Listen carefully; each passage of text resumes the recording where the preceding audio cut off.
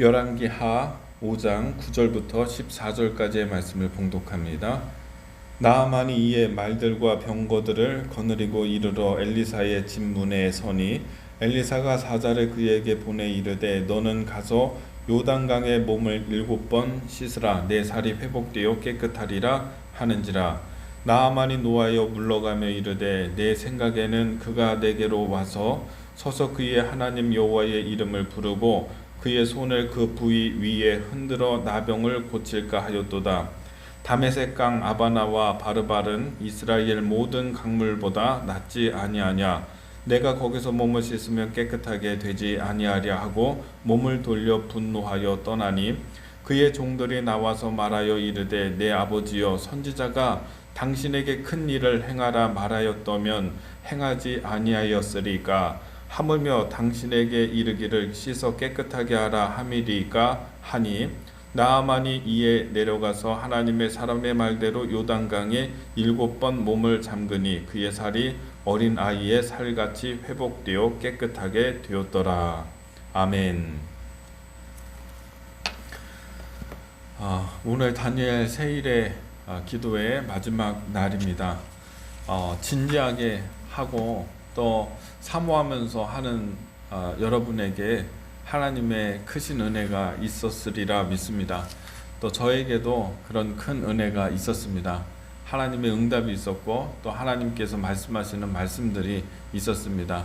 중요한 것은 항상 우리의 영이 민감해서 내가 기도했을 때에는 이 기도가 하나님께서 분명히 들으셨기 때문에 우리의 기도를 천사들이 가지고 하늘로 올라갔기 때문에 그리고 하나님을 만났기 때문에 여러분의 기도 또 저의 기도가 하나님께서 다 알고 계시고 하나님께서 들으셨다는 사실을 분명히 알고 그랬다면 하나님이 나에게 말씀하시는 말씀이 있을 텐데 그 말씀 또한 나에게 주어졌다라고 하는 것을 여러분 믿게 되기를 바랍니다.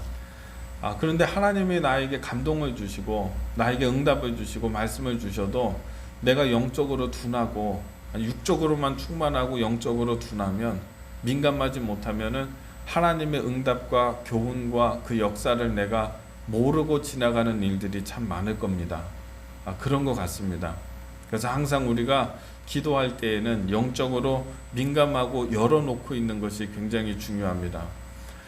기도 기간에는 단지 그 시간을 채우고 단지 그 기간 동안에 내가 이 시간부터 이 시간까지 내가 교회에 앉아 있겠다. 기도하는 시간에 내가 앉아 있겠다. 이런 태도보다는 다른 시간에도요. 영적으로 깨어 있기 위한 그런 노력이 반드시 있어야 됩니다. 아침에도 시간을 정하고서 기도하고 또 저녁에도 기도하고 이렇게 민감하게 깨어 있어야지 하나님이 나에게 주시는 말씀과 주님이 주시는 교훈이 내 생각 가운데서 어떨 때는 일어나기도 하고 이것이 응답이구나 또 현상으로 나타나기도 하고 그것을 포착하고 그것을 알고 깨닫고 하나님이 이렇게 하라고 말씀하시는구나 이렇게 깨닫게 되는 거예요. 그래서 항상 기도하는 시간에는 여러분이 영적으로 깨어 있기 위해서 추가적인 노력도 있어야 될 줄로 믿습니다. 오늘은 열왕기하 5장 9절부터 14절까지의 말씀을 함께 나누도록 하겠습니다. 특별히 제가 기도하는 가운데 이 말씀을 함께 나누도록 인도해 주셨는데요. 오늘 이 말씀을 함께 나아만 장군이 문둥병에서 치유받는 이 과정에 나타난 하나님의 은혜를 함께 나누도록 하겠습니다. 나아만 장군은 아람의 대장군이었습니다. 군대 장관이었어요. 아람 왕이 이때에는 전성기였기 때문에 굉장히 강력했습니다. 나아만은 국가가 위기에 빠졌을 때 전쟁에서 전쟁을 주도해서 승리로 이끈 그런 아주 대단한 그런 장군이었어요. 왕이 총애했죠. 이 나아만 장군이 아무리 전쟁을 잘하고 또 위세가 대단하다 한들 뭐 하겠습니까? 문둥병 걸려서 나병 걸려서 죽게 되었는데 그래서 답답하고 괴롭고 그런 가운데에서 이 나아만 장군의 한 여종이 있었습니다. 그 집에 한 여종이 히브리 출신의 이스라엘 출신의 여종이 있었는데 그 여종이 이야기하는 거예요. 만약에 장군님이 우리 이스라엘의 사마리아에 계셨다면 참 좋았을 것입니다. 왜냐하면 우리 사마리아 이 이스라엘에는 거기에는 선지자가 계시는데 그 선지자가 장군님의 나병을 고쳤을 텐데요. 이런 이야기를 한 거죠. 근데 그 얘기를 듣고 나아만이 지푸라기 잡는 그런 희망이 생긴 겁니다. 그래, 그 선지자라고 하는 분이 나를 고칠 수 있을지도 몰라. 이렇게 생각하고는 왕에게 이야기를 했죠. 왕이 다녀와라. 이스라엘 왕에게 내가 편지를 보낼 테니까 걱정하지 말고 다녀와라. 이렇게 이야기를 한 것입니다. 그래서 나아만 장군이 병거와 마병과 군대를 끌고 그리고 많은 폐물과 보물을 가지고 이제 엘리사 선지자를 찾아가게 되는 것이 9절의 말씀이죠. 나아만이 이에 말들과 병거를 거느리고 이르러 엘리사의 진문에 서니 10절에 엘리사가 사자를 그에게 보내어 이르되 너는 가서 요단강에 몸을 7번 씻으라 내 살이 회복되어 깨끗하리라 하는지라. 여러분, 이 나아만은요 대단한 사람이에요. 이 사람은 어디에서도 이런 취급을 받지 않는 사람이에요. 그의 위세가 대단하고요, 전쟁에 있어서는 최고이고요, 권세가 엄청났죠. 그래서 마병과 병거를 거느리고 군대를 거느리고 엘리사를 찾아갔는데 엘리사가 마중도 나오지 않고 쳐다보지도 않고 만나주지도 않는 것이죠.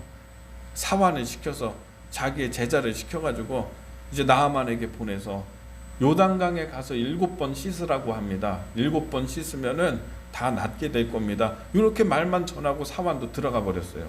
세상에 이런 홀대가 어디 있어요. 나아만은 어디에서도 이런 취급을 받지 않았어요. 나아만이 화가 난 겁니다. 그래서 11절에 보면은 나아만이 노하여 물러가며 이르되 내 생각에는 그가 내게로 와 서서 그의 하나님 여호와의 이름을 부르고 그의 손을 그 부위에 흔들어 나병을 고칠까 하였도다.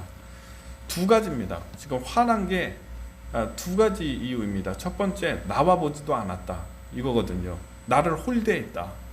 이것 때문에 막 화가 났고요. 또 한 가지는 방법에 대한 겁니다.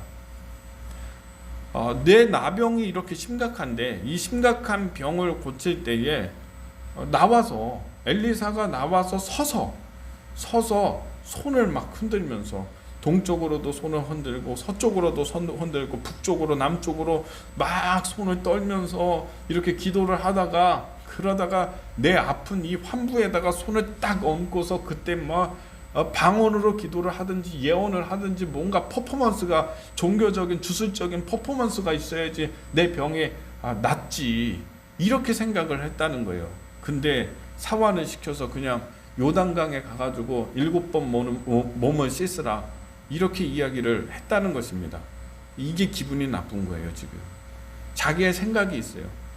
내가 문둥병에서 나의 이 심각한 질병이 나을 정도가 되려면 그래, 그 대단한 선지자가 나와서 손을 떨다가 그러다가 내 환부에다가 딱 손 들고 얹고 기도를 해야지. 그냥 요단강 가서 7번 몸을 씻으라? 이게 말이 되냐? 이렇게 했다는 것이죠. 그래서 12절의 말씀에 나아만이 이렇게 얘기합니다. 다메섹강 아바나와 바르발은 이스라엘의 모든 강물보다 낫지 아니하냐? 내가 거기서 몸을 씻으며 깨끗하게 되지 아니하랴 하고 몸을 돌려 분노하여 떠나니. 요단강이 웬 말이냐? 요단강은 하류거든요.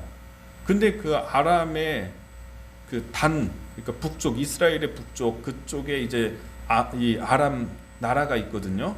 헐몬산이 있는데 헐몬산은 만년설이 항상 내립니다.